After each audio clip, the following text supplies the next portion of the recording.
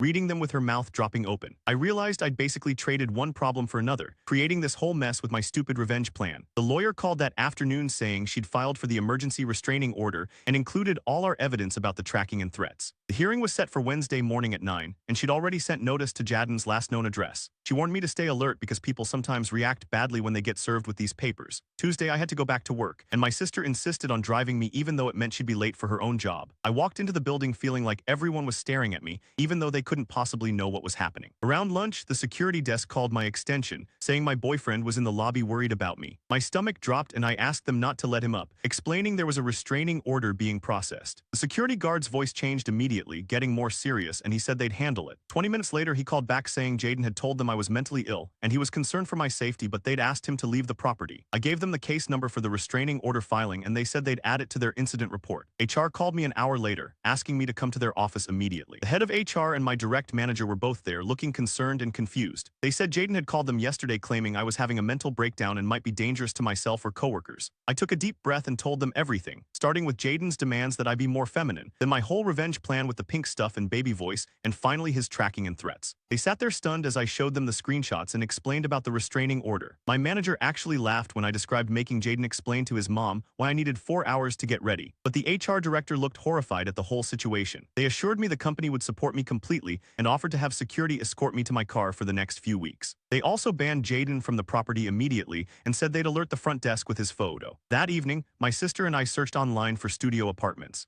finding one across town that was available immediately. It was tiny, just one room with a kitchenette and a bathroom, but the building had good locks and security cameras in the hallways. The landlord could meet us tomorrow after the court hearing to show us the place. We filled out the application online, and my sister offered to co-sign since my credit was tangled up with Jaden's on our old apartment. Wednesday morning arrived, and I put on my most normal professional outfit for court. No pink. Anywhere the courthouse was busier than I expected, with people lined up at metal detectors and lawyers rushing around with rolling briefcases. We found the right courtroom and sat in the back row until our case was called. Jaden showed up in a suit looking calm and put together with papers of his own. When we got before the judge, Jaden tried to paint me as unstable, showing photos of our pink apartment, claiming I'd been acting erratically for months. The judge barely looked at his evidence before turning to our side. My lawyer presented the tracking app evidence first, showing how Jaden had been monitoring my location for weeks without my knowledge. Then she showed the threatening messages from multiple phone numbers, highlighting the pattern of escalation. The judge asked Jaden directly if he'd installed the tracking app, and he tried to explain it was for my safety because I'd been acting strange. The judge cut him off and asked a simple yes or no question about the tracking, and Jaden had to admit yes. The temporary restraining order was granted on the spot, effective immediately, and Jaden was ordered to stay 500 feet away from me, my home, and my work workplace. The judge also ordered him to surrender any keys to my apartment to the bailiff right there in court. Jaden pulled his key ring out slowly, taking off 2 keys and handing them to the bailiff with no expression on his face at all. The judge warned him that violating the order would result in immediate arrest and set another hearing for a permanent order in 2 weeks. Thursday morning, my sister's boyfriend borrowed a truck from his work, and we started moving my stuff from the old apartment to the new studio. We worked fast and quiet, just grabbing essentials like clothes, documents, and my laptop, leaving all the pink decorations and furniture behind. Every car that passed made me jumpy, checking to make sure it wasn't Jaden, even though I knew he couldn't legally come near me. We were carrying boxes down to the truck when Kyle appeared at the end of the hallway, smiling like he'd won something. He rushed over saying he'd heard about the restraining order and wanted to help me move, reaching for a box in my hands. I stepped back and said no thanks, we had it handled, but he kept insisting he could help, that I needed a strong man to protect me now. My sister's boyfriend stepped between us and told Kyle to back off, that I'd said no and that meant no. Kyle got angry, saying he was just trying to be nice, and that I'd clearly appreciated male attention before based on how I'd been dressing. My sister's boyfriend took another step forward and told him to leave now or he'd call the police. Kyle finally left, muttering about ungrateful women, and we finished loading the truck as fast as possible. My sister's boyfriend drove us straight to the new studio while I kept checking the mirrors for anyone following us. The place was smaller than what I was used to, but it had 2 deadbolts and a chain lock that made me feel safer. We carried the boxes up 3 flights of stairs, and I arranged my clothes in the tiny closet while my sister checked all the windows to make sure they locked properly. That night I barely slept, jumping at every sound in the hallway and checking the locks 4 times before finally passing out around dawn. Friday morning I went to work with copies of the restraining order paperwork and sat in HR's office while they made calls to security about adding both Jaden and Kyle to the ban list. The security guard at the front desk took their photos from social media and printed them out to post at all entrances. My boss let me park in the executive garage with better lighting and cameras after I explained the situation. The weekend dragged by with me basically hiding in the studio while my sister stayed over to keep me company. We ordered Chinese food instead of going out and watched old movies while I obsessively checked that the blinds were completely closed. Every time someone walked past the door, I froze until their footsteps faded away. My sister made a grocery run for me because I was too scared to leave, bringing back enough food for a week and new batteries for the smoke detector that kept beeping. Monday morning, my sister called me at work saying Jaden's mother had contacted her through Facebook. She read me the messages where his mom said Jaden was devastated and had started therapy to work on his issues. The woman never directly asked me to drop the order but kept mentioning how this was ruining her son's life and how he'd never meant any real harm. My sister blocked her after sending back a short message saying all communication needed to go through lawyers. I made an appointment with a therapist that my company's employee assistance program recommended. Walking into her office that Thursday, I sat on her couch and started talking about the whole stupid game I'd played. Halfway through explaining the pink decorations and baby voice, I started crying so hard I couldn't breathe. She handed me tissues and waited while I admitted how scared I was now, how the game had gone way too far and I didn't know how to feel safe anymore. The therapist listened to everything without judgment, then helped me understand that my elaborate revenge might have been over the top, but Jaden's response showed who he really was underneath. She pointed out that tracking apps and threats weren't normal reactions to relationship problems. We spent the rest of the session making a safety plan with specific steps for different scenarios. 3 weeks crawled by without any incidents, though I still checked my locks multiple times every night and took different routes to work each day. I started sleeping a little better, only waking up twice a night instead of every hour. The therapist taught me breathing exercises that helped when I felt panic rising in my chest. HR called me into a meeting where they told me Jaden's boss had reached out to them about putting Jaden on administrative leave. Apparently, 2 other women from his department had come forward with complaints about inappropriate behavior after hearing about my situation. The company was conducting a full investigation that would probably take several weeks. A month after the separation, HR informed me that Jaden had been terminated from his position. Kyle had gotten the promotion permanently. Though I'd already blocked him on everything after he kept trying to send me flowers and showing up at the coffee shop where he knew I used to go. My sister came over that weekend with paint samples, and we started planning how to redecorate the studio in my actual style. We packed up all the pink stuff I'd bought for the act, laughing about maybe having a bonfire, but deciding to donate it to a community theater group instead. They were thrilled to get 3 boxes of frilly aprons, pink accessories, and costume jewelry for their upcoming production. The studio started feeling more like home with my regular clothes back in the closet, and my comfortable furniture arranged how I liked it. 2 months after leaving Jaden, I could finally sleep through most nights without waking up in a panic. The therapist said I was making good progress processing both the relationship and my own role in how things escalated. We worked through my guilt about the manipulation while also validating my fear about Jaden's response. She helped me see patterns I'd missed before, like how he'd always found ways to make me feel small, even before I started the feminine act. I learned to recognize the difference between normal relationship conflicts and controlling behavior that could turn dangerous. My lawyer called 3 weeks later with news that made me drop my coffee mug. Jaden had packed up and moved back to his parents' house in another state, according to the court filing. The judge made the restraining order permanent since he didn't show up to contest it. I spent the rest of that day walking around my studio, touching all my normal clothes and regular furniture, finally feeling like the air was mine to breathe again. Work got easier after that, and I stopped looking over my shoulder in the parking lot. My boss pulled me into her office 6 months later with a promotion offer based on my actual performance numbers. HR mentioned during the paperwork that they'd created new harassment policies because of what happened with my case. Raise meant I could afford a bigger place, but I liked my little studio with its good locks and security cameras. Dating felt impossible at first, but my therapist kept reminding me that not every guy was Jaden. I met someone at my sister's birthday party 8 months after everything ended. He laughed when I told him the pink story over coffee, but understood why I'd felt cornered enough to do it. We took things slow, and he never once complained about my jeans or work schedule. My sister started calling herself my bodyguard whenever we went out together. Her boyfriend proposed to her at Christmas. Getting down on one knee right in my living room where we were decorating my first real tree since the breakup. She asked me to be maid of honor while we were both crying and hugging. I helped her pick a dress that wasn't pink, and we laughed about that for 20 minutes straight. A full year after leaving Jaden, I was buying groceries when someone called my name. Jaden's old best friend stood there with a basket of vegetables, looking uncomfortable but determined to talk. He apologized for not seeing what was happening sooner, and mentioned Jaden was still in therapy working through his control issues. I thanked him for the information but kept the conversation short, paid for my stuff and left without looking back. My therapist high-fived me at our next session for handling it so well. She said my progress was remarkable, that I'd learned to set real boundaries without needing elaborate revenge plots. We worked through exercises where I practiced saying no without guilt or fear of someone's reaction. The new apartment I moved into after my promotion felt like home immediately. I hung up my tools on a pegboard in the kitchen and fixed the loose cabinet door myself the first week. Friends came over for game nights and nobody commented on my lack of nail polish or choice of sneakers. My sister brought her fiancé over for dinner every Sunday, and we'd cook together while talking about wedding plans. The apartment had 2 bedrooms, so I turned one into an office where I could work on projects for my new position. I bought furniture I actually liked, sturdy wood pieces that didn't need pink throw pillows to hide them. Sometimes I'd catch myself checking locks twice or tensing when a man raised his voice, but those moments got rarer. Looking back now, I see how we both made terrible choices that fed off each other. I pushed too hard with my revenge, and he showed his true controlling nature when challenged. The whole thing could have gone much worse if I hadn't gotten out when I did. My therapist helped me understand that his need to control me was always there, just hidden under normal relationship stuff until I pushed back. I'm grateful my sister and her boyfriend were there to help me escape safely. These days I wear whatever feels comfortable. Fix things when they break and speak in my normal voice. I can order pizza without performing femininity and shake hands with whoever I want. The promotion at work led to managing my own team, and nobody questions whether I deserve it. Kyle tried reaching out a few times through social media, but I blocked him everywhere after he wouldn't stop sending flowers to my office. My life feels normal and quiet in the best way now. I go to the gym at whatever time works for my schedule, not when someone else decides to drive me. The coffee shop guy still writes on my cup sometimes, but now it's just my name with a smiley face. I'm finally just myself again, and that's enough. That's the whole story wrapped up. If even one piece of it gave you something to think about, then it was worth sharing. Subscribe and you'll always have the next tip waiting.